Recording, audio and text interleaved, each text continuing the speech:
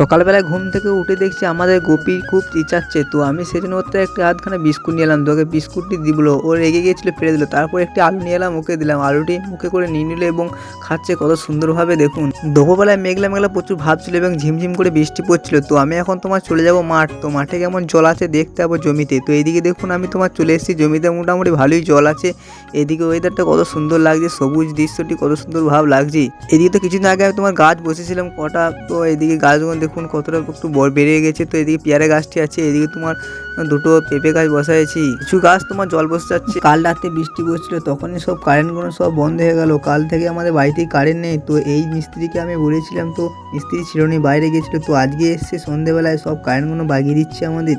এইদিকে তোমার গোপী চিচাচ্ছিল, মিস্ত্রি এসেছিল। তো এইদিকে বাবা বসে চা খাচ্ছিল, মিস্ত্রিকেও চা দিলাম আমরা। মিস্ত্রি চা খাওয়া হয়ে গেল। তো এইদিকে মিস্ত্রি কাজ মোটামুটি তোমার কমপ্লিট হয়ে গেল। এইদিকে তোমার ল্যাবগুলো সব ভালোই জোরে জ্বলছিল।